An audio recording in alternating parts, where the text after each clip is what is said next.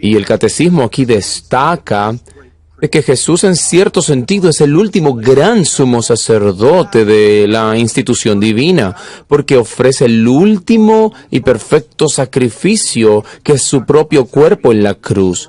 Y ofrece ese sacrificio, como sabemos, de una vez por todas. Este sacrificio nunca más se podrá repetir, como si Jesús tuviese que morir más de una vez por nosotros, pero de una vez y para siempre, como dice Hebreos 9:10. Él murió en la cruz por el pecado y es nuestro gran sumo sacerdote que murió como el sacrificio perfecto por el pecado y que ahora vive para orar por nosotros. Así que Él es nuestro ayudador, Él es nuestro sacerdote. Y el catecismo continúa y dice, y Él es nuestro Rey eterno que nos gobierna por su palabra y espíritu y nos guarda y nos protege a través de la redención que ha ganado por nosotros. ¡Qué imagen maravillosa de su reinado! Y es que Él gobierna sobre todo, por supuesto, pero particularmente gobierna sobre su propio pueblo ahora. Él es el Rey de Reyes ahora para su pueblo, gobierna sobre nosotros como nuestro ungido.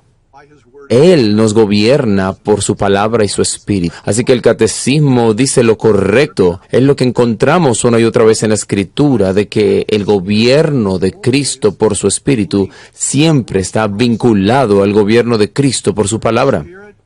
Así que el Espíritu está presente, el Espíritu está obrando a través de la palabra y con la palabra. El Espíritu no está obrando independientemente como si tuviera una nueva palabra para nosotros, sino que el Espíritu está obrando con la palabra inspirada de Dios, la Biblia, para traernos la verdad de Dios. Es así como Cristo nos gobierna por su palabra y Espíritu. La palabra trae la verdad, el Espíritu trae vida, uniendo las dos cosas. Y luego el catecismo continúa de forma muy útil con la siguiente pregunta, la 32. Y la pregunta es, ¿por qué eres llamado cristiano? Es decir, ¿por qué lleva el nombre de ser ungido? Y somos cristianos porque compartimos la unción de Cristo. Y eso es lo que el catecismo continúa diciendo. Cuando dice, somos llamados cristianos porque por la fe soy miembro de Jesucristo y participante de su unción. ¿No es maravilloso? Compartimos en su unción, los frutos de su unción. Y soy ungido para confesar su nombre. Así que tenemos una especie de papel profético junto con Cristo. Estamos hablando el nombre de Cristo, hablando la verdad de Cristo, lo estamos dando a conocer. Estoy ungido para confesar su nombre y para presentarme a Él como un sacrificio vivo y agradable. Esto es un trabajo sacerdotal para nosotros, ¿cierto? Toda nuestra vida es un sacrificio de agradecimiento y alabanza a Dios, pero no estamos ganando nada por medio del sacrificio. Nos estamos ofreciendo a Dios a su servicio para estar con Él y ser usados por Él, para que Él pueda ser glorificado en nosotros.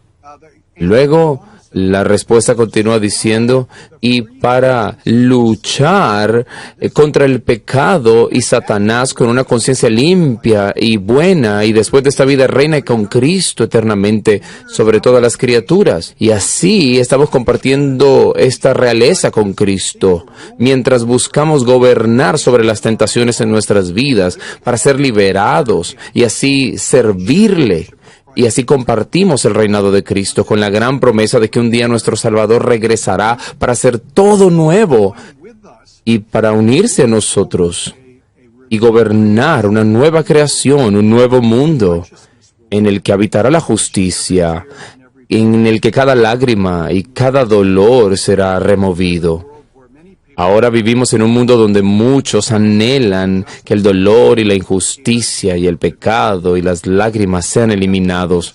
Y tenemos esta gloriosa esperanza, la promesa gloriosa de Jesús, de que ese día llegará, un día en el que nuestro Salvador habrá hecho toda su obra como profeta, sacerdote y rey, y regresará en gloria por nosotros, y reinaremos para siempre con Él en un nuevo mundo. Así que eso es un gran estímulo para nosotros. Y es lo que encontramos y aprendemos acerca de la unción de Jesús por el Espíritu Santo. Él es ungido para su obra y en Él somos ungidos por el Espíritu Santo para nuestra obra.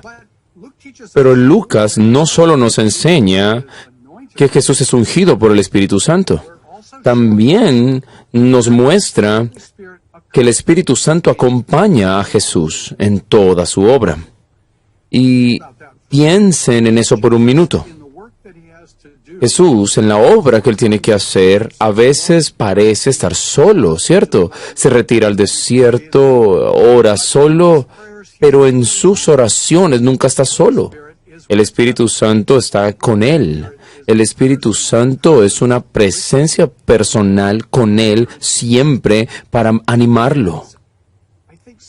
Y creo que eso es muy importante y hacemos una pausa para meditar en ello, porque el peligro de pensar en el Espíritu Santo es que lo despersonalizamos y lo convertimos en solo un poder. Creo que algunas formas de pentecostalismo han hecho eso. Tratan al Espíritu Santo como si fuera una electricidad o un enchufe de pared. Todo lo que tenemos que hacer es enchufarnos y el poder va a fluir. Y las Escrituras nos quieren dejar muy claro de que el Espíritu Santo es ante todo una persona. Y Él camina con Jesús para ayudarlo como una persona. Él acompaña a Jesús para que no esté solo. Va con Jesús para ser su animador y el consolador en todo momento.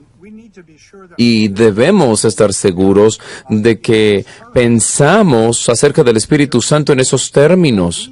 El Espíritu Santo es la persona a quien necesitamos nosotros también. Negar esa personalidad del Espíritu es entrar realmente a cometer un error muy grave y hacer del Espíritu solo un poder que nos sirve. Pero el Espíritu no es solo un poder que sirve a la iglesia, el Espíritu es una persona. Pablo lo dice de manera muy elocuente en Efesios capítulo 4, cuando dice de que el Espíritu puede ser entristecido. Uno no puede contristar un poder, pero sí a una persona. Y necesitamos pensar de esa manera sobre el Espíritu Santo. Es una persona que estaba con Jesús, que lo acompañó y lo animó. Era una presencia personal con Él. Eso es lo que el Espíritu también hace por nosotros. Así que cuando vemos el Nuevo Testamento, vemos claramente que el Espíritu Santo acompaña la obra de Jesús para ayudarle a llevarle a cabo esa obra, llevando esa obra a los corazones de los oyentes. Este ha sido uno de los énfasis más importantes en la teología reformada. Nosotros no tenemos oídos que puedan oír, o mentes que puedan entender, o corazones que se ablanden y se abran, a menos que el Espíritu haga esa obra. No podemos hacerlo por nuestra cuenta, responder a esa verdad. Estamos cegados a la verdad y resistimos a esa verdad. Pero cuando el Espíritu, como persona, obra dulcemente en nuestros corazones para ablandarlos y renovar nuestros corazones, abrir nuestros oídos, entonces respondemos a la verdad de Jesús, que es verdad para nosotros hoy en día. Y también era cierto en el ministerio terrenal de Jesús, que donde se recibía su palabra era porque allí estaba la obra del Espíritu Santo. Y esto es lo que la teología reformada ha llamado tradicionalmente la obra natural del Espíritu. Distinguimos el trabajo ordinario del Espíritu de su trabajo extraordinario. Esa obra extraordinaria del Espíritu es cuando el Espíritu, de una manera fundacional, a través de los apóstoles, hizo milagros para probar la verdad de lo que se decía. Y esos milagros validaron la obra de Jesús. Pero creo que la teología reformada ha sido exactamente correcta al interpretar la Biblia, al decir que la obra más importante del Espíritu Santo no es la obra extraordinaria, sino la ordinaria. Porque la obra ordinaria del Espíritu es llevar a la gente a la fe, es regenerar corazones. Y eso parece ordinario, ¿cierto? Porque el Espíritu Santo lo ha hecho a través de toda la historia de la Iglesia, en todas las épocas. Todas las épocas necesitan esa obra. Pero por llamarlo ordinario no significa que no sea importante. Es el trabajo más importante del Espíritu Santo. Él hace que la gente pueda escuchar, que la gente responda. Y Él estuvo con Jesús en cada punto de su ministerio, tocando el corazón de quienes lo escuchan. Así que ese acompañamiento de la persona del Espíritu es algo que debemos ver en la vida de Jesús y buscar y entender para nosotros mismos también, en la medida en que servimos al Salvador. Así que el Espíritu unge a Jesús para su obra, acompaña a Jesús en su obra y también agrega a la obra de Jesús más de lo que el mismo Jesús podía hacer. Podemos ver eso, ¿cierto? Jesús en su encarnación no podía estar presente en todas partes a la vez, pero el Espíritu Santo, como el Espíritu omnipresente de Dios, puede estar presente más allá del ministerio físico de Jesús. Y Él lleva esa palabra de Jesús, incluso durante la vida de Jesús y más allá de donde Jesús puede estar. Nosotros leemos eso en Lucas, donde Jesús se regocija en el Espíritu Santo cuando los 72 que había enviado a predicar regresan y hablan de cómo el Señor en el Espíritu acompañó ese trabajo y bendijo esa obra. Y Jesús se regocija de que el Espíritu Santo está agregando a la obra de Jesús a través de sus discípulos en lugares donde Jesús no podía estar. Lucas nos muestra eso en un par de otras formas también. En el capítulo 4 se nos dice, justo al comienzo del ministerio de Jesús, que la fama de Jesús se difundió por toda Galilea. Y esa noticia sobre Jesús es obra del Espíritu Santo, llevando la verdad de Jesús por todas partes en Galilea, donde Jesús no había estado. Y más adelante en el Evangelio de Lucas, después de que Jesús resucita milagrosamente al hijo de la viuda de Naín, como lo encontramos en el capítulo 7, leemos entonces que la fama de Jesús se difundió por toda Judea. Y es otra vez el Espíritu Santo difundiendo la fama de Jesús, la verdad de la gloria de Cristo, más allá de todo lo que se había visto, oído o entendido antes. Y esto, de muchas formas, es parte del cumplimiento de lo que leemos en Isaías 11, donde leemos que el Espíritu del Señor reposará sobre él y la tierra estará llena del conocimiento del Señor. Qué maravillosa promesa del profeta Isaías, de que la verdad de Jesús llenaría la tierra, todas partes en el mundo. Esta es una promesa del cumplimiento de la gran comisión que Jesús le da a su iglesia, de que el Espíritu Santo irá mucho más allá de cualquier lugar físico al que Jesús fue en su encarnación y llevará el mensaje y la verdad de que Jesús es el Salvador y que Jesús es el Señor. Y Él llevará esa verdad. El Espíritu llevará esa verdad a través de la palabra. Y esto nos lleva de nuevo a la importancia de ver siempre la relación entre el Espíritu y la palabra. Cuando leemos en Efesios 5 acerca de ser llenos del Espíritu Santo, es una cosa maravillosa estar lleno del Espíritu Santo. Pero ¿cuál es el efecto de estar llenos del Espíritu Santo?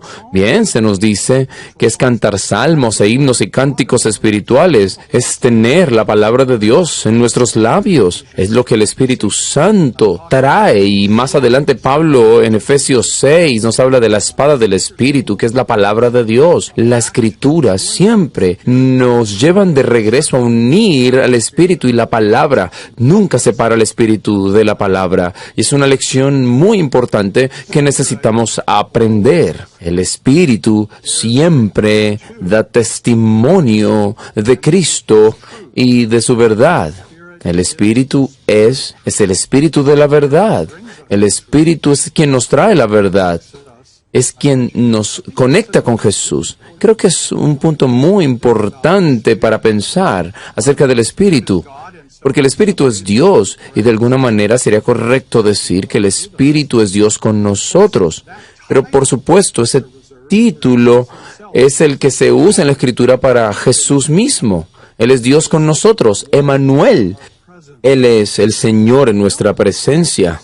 Y si no llamamos al Espíritu Dios con nosotros, ¿cómo deberíamos pensar en el Espíritu? Creo que la forma correcta es que el Espíritu es Jesús con nosotros. El Espíritu es la persona que nos conecta con Jesús. Jesús glorificado en el cielo está con nosotros por su Espíritu Santo.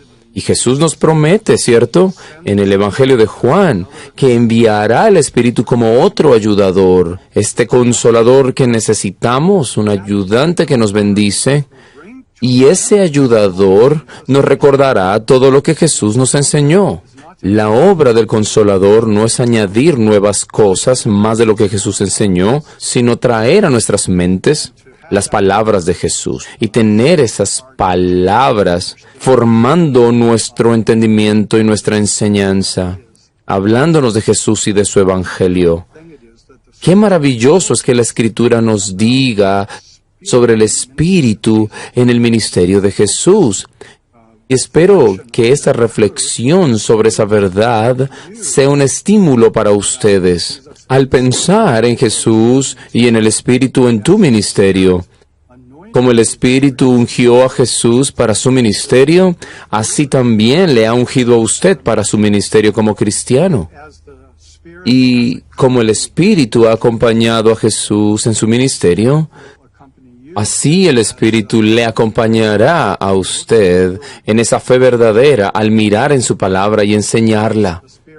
Y como el Espíritu agrega al ministerio de Jesús, así el Espíritu siempre va a añadir a su ministerio en verdad, en fidelidad y en gran bendición, para que verdaderamente a través de la obra que usted hace, esté contribuyendo al cumplimiento de la profecía de Isaías de que el conocimiento del Señor llenara la tierra. Qué maravillosa bendición es para nosotros tener ese estímulo del Espíritu. Así que gracias por esta oportunidad.